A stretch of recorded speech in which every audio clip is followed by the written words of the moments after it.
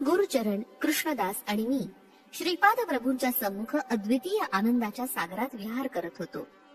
गुरुदत्त नावाचा एक ज्योतिषी श्री गुरुदेवांच्या दर्शनासाठी आला होता. श्रीपाद प्रभूंनी त्याचा यथोचित सन्मान केला. एका निवांत जागी बसून सत्संग करा असा त्यांनी आदेश दिला. आमचं संभाषण ज्योतिषशास्त्राकडे वळलं. मी दत्त महाशयांना म्हणालो, महाराज, ज्योतिषशास्त्रात सांगितलेलं फळ खरंच असतं का? फळात बदल करता येतो का? मानव जीवनातील पूर्व कर्म निर्देशित असतात. यावर श्री गुरुदत्त भट्ट म्हणाले, भ चक्र ही नक्षत्र कक्षा आहे. हिची सुरुवात अश्विनी नक्षत्रापासून होते. हे नक्षत्र स्थळ निर्देश करण्यासाठी चैत्र पक्ष आहे आणि रैवत पक्ष नावाची दुसरी पद्धत आहे. रेवती नक्षत्र असणाऱ्या स्थानापेक्षा 8 कळा कमी असलेल्या स्थानामुळे ते ग्राह्य नाही. अश्विनी नक्षत्र गोल ओळखण्यास कठीण आहे, परंतु 180 अंशावर असलेलं चित्रा नक्षत्र याचा एकच गोल प्रकाशवंत असून स्फुट असल्यानं त्यात 6 ही राशी मिळवल्यास ती अश्विनी होऊन चैत्र पक्ष म्हणून ग्राह्य मानली जाते. अश्विनी नक्षत्र तुरगमुखाश्विनी श्रेणी 3 गोल म्हणून स्पष्ट करण्यात आली आहे. श्रीपाद श्रीवल्लभ चित्रा नक्षत्रावर जन्म घेण्यास एक विशेष कारण आहे. 3 गोल एकत्र असलेलं अश्विनी नक्षत्र म्हणजे त्यांचं स्वरूप आहे. तोच भ चक्राचा प्रारंभ आहे. तेच त्यांचं दत्तात्रय स्वरूप आहे. कलियुगात त्यांचा प्रथम अवतार श्रीपाद श्रीवल्लभ आहे. हा अश्विनी नक्षत्राच्या सरळ रेषेत 180 अंशावर असलेलं चित्रा नक्षत्र त्यांचं जन्म नक्षत्र आहे. या अश्विनी नक्षत्रांच्या सरळ रेषेत 180 अंशावर असलेलं चित्रा नक्षत्र त्यांचं जन्म नक्षत्र आहे. 180 अंश दूर असणारं कोणतंही नक्षत्र किंवा कोणताही ग्रह शक्ती केंद्रित करण्याचं कार्य करतो. मनुष्य त्याचे पूर्वजन्मकृत प्रारब्ध गणितानं योग्य अशा ग्रहसंपुटीनं जन्माला येतो. ग्रह मानवावर द्वेष भावना अथवा प्रेम भावना ठेवत नाहीत. त्या ग्रहातून निर्माण झालेल्या विविध किरणांनी, विविध स्पंदनानं त्या त्या काळी, त्या प्रदेशात, त्या विशिष्ट जीवांना इष्टानिष्ट फल मिळतात. अनिष्ट फळाच्या परिणामापासून दूर जाण्यास आपणास त्या किरणांना आणि स्पंदनांना दूर करावं लागतं. हे आपण मंत्रतंत्रानं, ध्यानानं, प्रार्थनेनं आणि योग शक्तीच्या सहाय्यानं साध्य करू शकतो. पूर्वजन्म कर्म अत्यंत प्रबळ असेल तर वरील विधानं काही करू शकत नाही. अशा परिस्थितीत श्रीपाद प्रभूच आपली भाग्यरेषा बदलून टाकू शकतात. याप्रमाणे आपली भाग्यरेखा बदलून घेण्यासाठी आपणाकडून दुसऱ्यासाठी काही ना काही चांगलं काम होणं आवश्यक आहे. सर्वसाधारण परिस्थितीत हे साधणं कठीण आहे.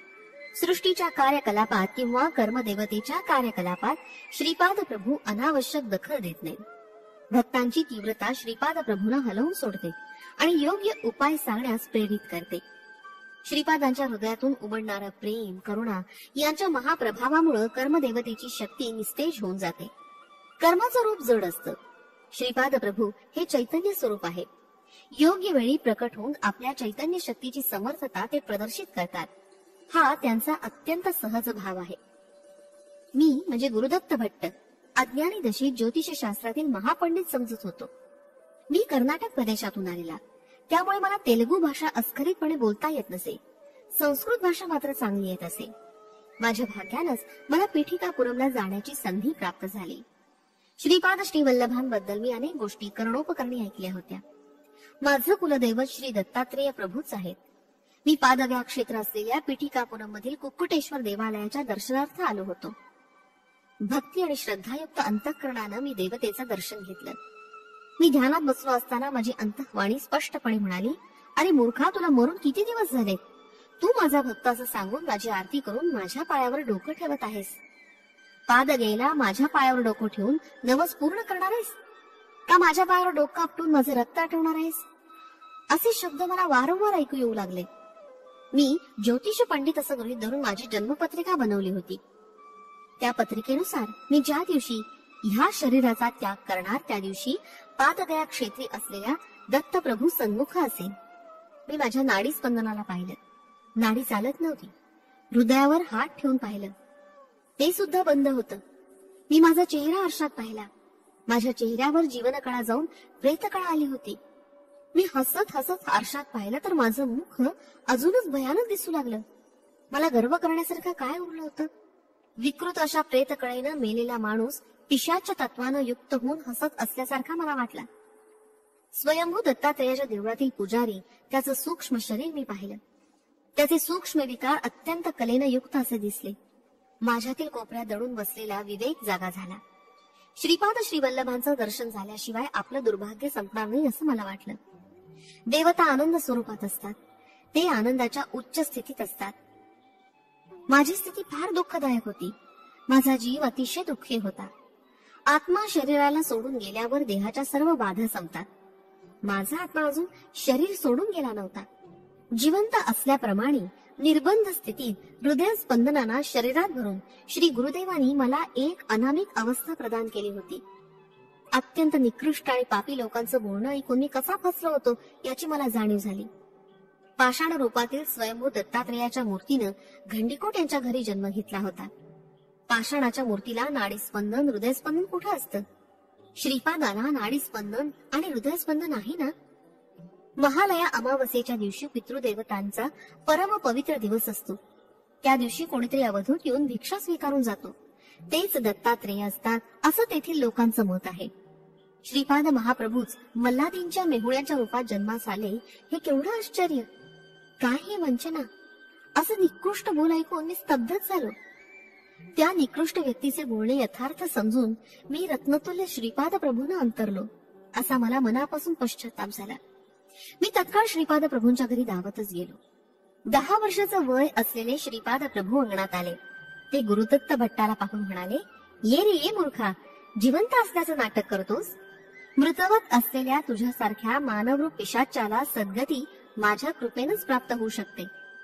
तुम्ही केलेल्या दुष्कृत्यामुळं रौरवादी नरकाच्या यातना भोगीत असलेल्या तुमच्या पितरांना सद्गती मिळावी म्हणून अवधूत वेशधारी होऊन महालया अमावस्येच्या पवित्र दिनी भिक्षा मागण्यास आलेला मी कोण हे तू जाणतोस का? ते दत्तात्रेय कोण ते माहिती आहे का? ते दत्तात्रेय म्हणजे मीच आहे. त्यांचं नुसतं नाव घेतलं तरी राक्षस पिशाच गण थरथर कापू लागतात. ते दत्तात्रेय मीच आहे. तुझं मी दगडी शिळेत रूपांतर करू शकतो, तुला उपाशी ठेवू शकतो आणि तुझे प्राण सुद्धा घेऊ शकतो. तू जिवंत असल्याप्रमाणे दिसत असलास तरी मृतवतच आहे. तू जिवंत असल्याचं नाटक करू शकतोस. मी दत्त आहे की नाही याचा विचार आपण नंतर करू. प्रथम तू तुझ्याविषयी सांग. हे ऐकून मी गर्भगळीत झालो आणि माझा थरकाप उडाला. इतक्यात सुमती महाराणी अंगणात आल्या आणि त्या म्हणाल्या, कृष्णा, कन्हैया, हा प्रेतकळा असलेला अघोरी माणूस कोण आहे? तू आत ये पाहू, तुझी दृष्ट काढते. यावर श्रीपाद म्हणाले, माते, हा अजून अघोरी झालेला नाही, परंतु याचा पुढचा जन्म शवाना नेणाऱ्यांचा येणार आहे.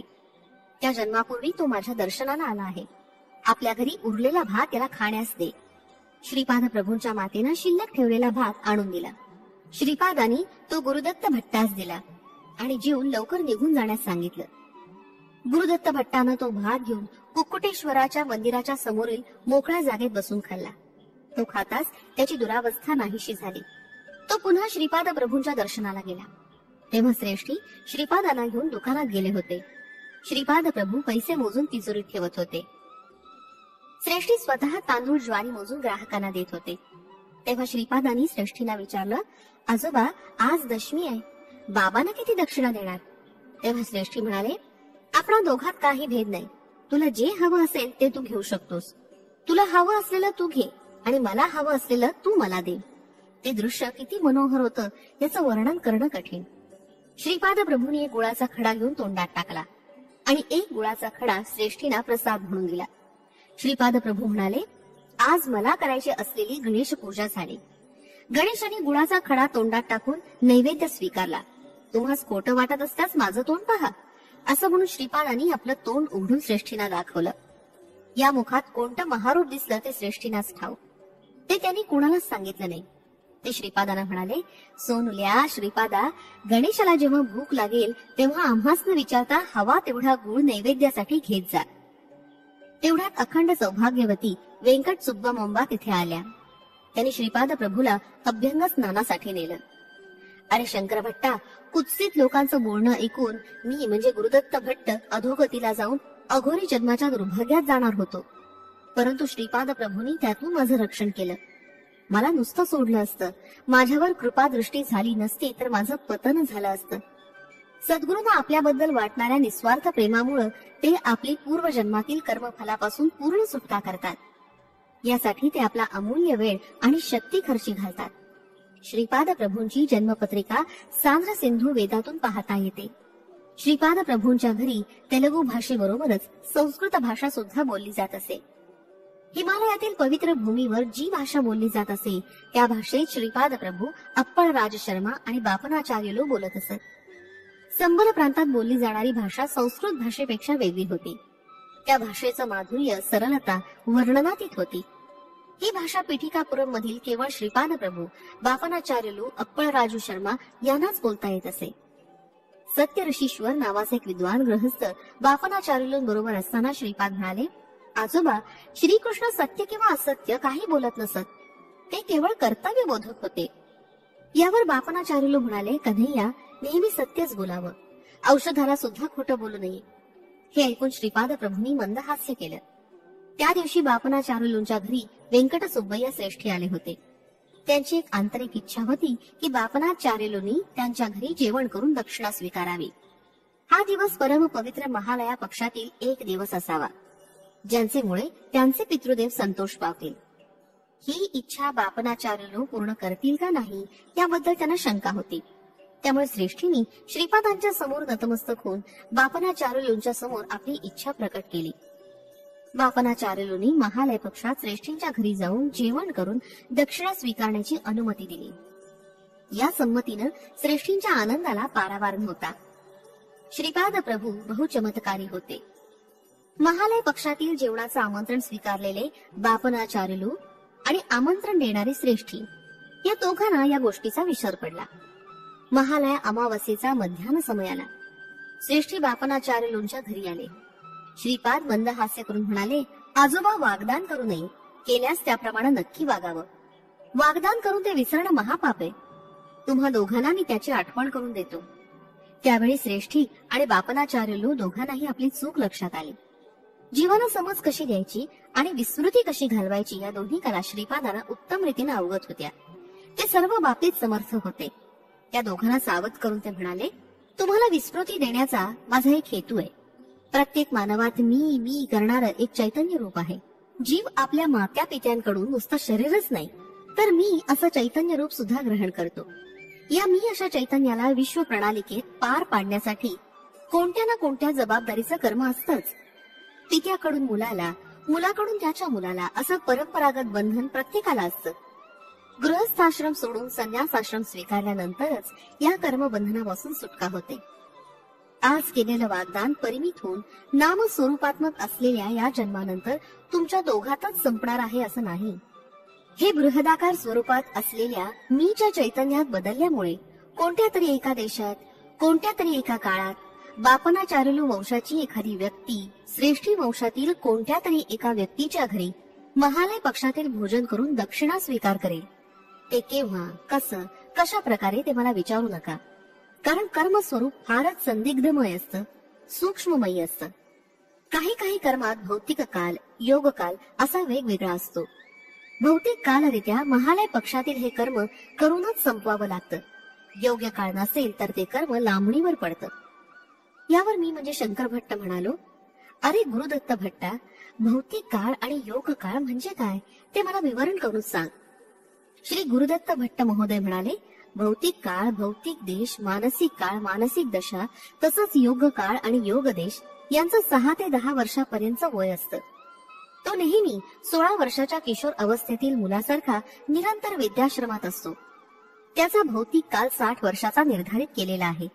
तो शरीराशी संबंधित आहे. त्याचा मानसिक काळ 20 वर्ष निर्धारित केलेला आहे. 20 वर्षाच्या युवकाला 60 वर्षाचं वय असलेल्या वृद्धाचं वजन असतं.